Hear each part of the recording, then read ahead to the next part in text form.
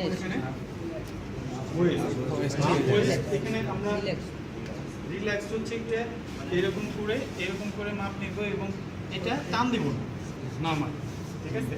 আর stress garment যদি থাকে তাহলে এরকম টান দেব না, স্ট্রেস, ঠিক আছে। এটা আমরা স্ট্রেস মাপ নিচ্ছি কারণ হলো এই গার্মেন্টস তোমার জাস্টিন। তারপর ফ্রন্ট রাইজ, এই যে পয়েন্টটা দেখতে পাচ্ছ, এই পয়েন্ট থেকে তোমার এই ইনক্লুডিং ওয়েস্ট ব্যান্ড না, তার মানে ওয়েস্ট ব্যান্ড হচ্ছে এইটুকু, হ্যাঁ।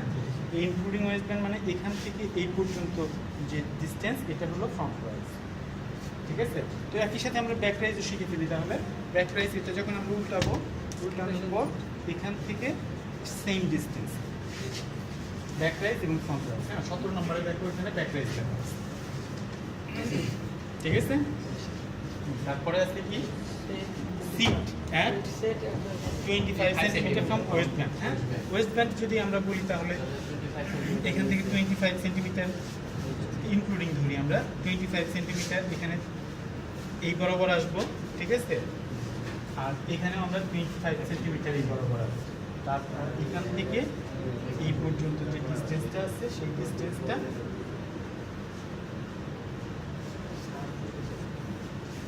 এখান থেকে এইভাবে এটা মেজার করি, ঠিক আছে।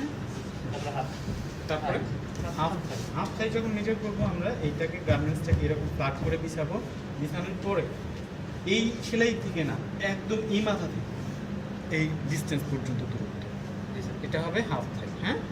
তারপর হাফ নি মেজার যখন করবো এখান থেকে এই পর্যন্ত, এটা যদি আমরা 2 ভাগ করি তাহলে আমাদের হাঁটু বরাবর এই মাত্রা আসবে, হ্যাঁ। এটা হলো হাফ নি, ঠিক আছে। হাফ নি লেগ ওপেনিং তো আমরা জানি, এখান থেকে এই পর্যন্ত হচ্ছে গিয়ে লেগ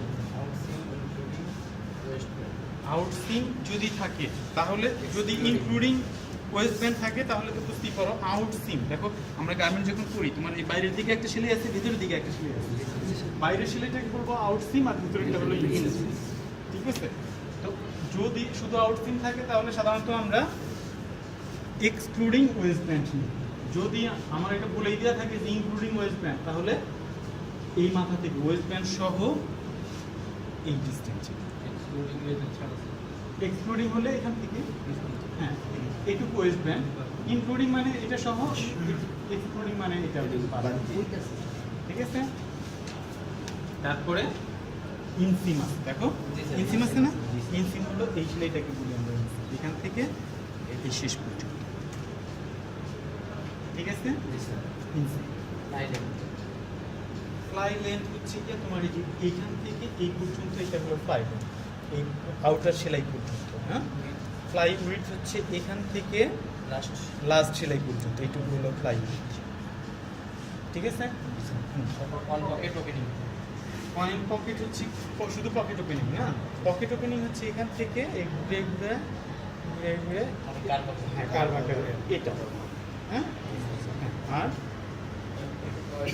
কয়েন পকেট হচ্ছে গিয়ে এটাকে আমরা বলি কয়েন পকেট, হ্যাঁ। কয়েন পকেটের এই দুইটা, এটা হচ্ছে গিয়ে তোমার উইডথ আর এটা হচ্ছে গিয়ে তোমার, ঠিক আছে। তারপরে পকেট ব্যাগ, পকেট যখন আমরা মেজার করি তখন পকেটের ব্যাগটাও মেজার করতে হয়, কারণ পকেটের ব্যাগ ছোট হইলে হাত ঢুকবে না, বড় হইলে হাঁটু পর্যন্ত চলে যাবে, ঠিক না। পকেট ব্যাগ লেন্থ যখন বলবো তখন আমরা এখান থেকে এই পর্যন্ত, এটা হলো পকেট ব্যাগ লেন্থ, ঠিক আছে। আর পকেট ব্যাগ উইডথ হচ্ছে কি আমরা এই জায়গা থেকে আউটসাইড থেকে এই পর্যন্ত, ঠিক আছে। তারপর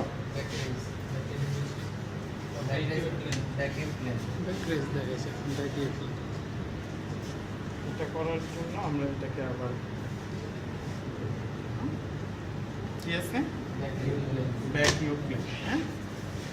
ব্যাক না ব্যাক রাইজ, ব্যাক রাইজ তো আমরা বলেছি, এটা হলো ব্যাক রাইজ, হ্যাঁ। ব্যাক ইউ প্লেন যখন আমরা মাপবো তখন আবার এটা খুলতে হবে, হ্যাঁ। খুলতে হবে কারণ হলো যে ব্যাক ইউ যেটা, এটা হচ্ছে এই পার্ট যেটা দেখতে পাচ্ছ, এই পার্টটাকে আমরা বলি ব্যাক, ঠিক ঠিক আছে? প্যান্টসের ক্ষেত্রে এই পার্টটা হলো ব্যাক, এটার লেন্থ হচ্ছে গিয়া টান দেওয়া যাবে না, এটা স্ট্রেস 10 ইঞ্চি, যেহেতু তোমার টান দিলে লম্বা হবে, এই কারণে টান দেওয়া যাবে না, হ্যাঁ, দুইটা একই টানে রাখতে হবে। এইটুকু হচ্ছে গিয়া তোমার লেন্থ, আর উইডথ হচ্ছে গিয়ে এখান থেকে এইটুকু middle length. Back pocket length হচ্ছে গিয়া এই দুইটার ভিতরে যেটা বড় হবে সেটার লেন্থ, হ্যাঁ, এটা 14.5 আছে, এটা এটাও 14.5 আছে, হ্যাঁ, তুমি যেটাই দাও না কেন সেম হবে, এটা লেন্থ এবং উইডথ সেম। ওয়েস্ট ব্যান্ড, এটা হলো আমাদের ওয়েস্ট ব্যান্ড হাইট হচ্ছে এটা, সাধারণত এটা সবসময় 4 সেন্টিমিটার, হ্যাঁ। তারপরে লুপ লেন্থ, এটাই তো আমাদের লুপ, তাই না? জি স্যার। এটা লুপের লেন্থ হচ্ছে গিয়ে এখান থেকে এই পর্যন্ত, ঠিক আছে? আর লুপ হাইট হচ্ছে গিয়া এখান থেকে এই পর্যন্ত, এইটুকু, ঠিক আছে? আর কিছু বাকি আছে? তোমরা এখন যেটা করবা সেটা হলো যে 2 জন 3 জন বা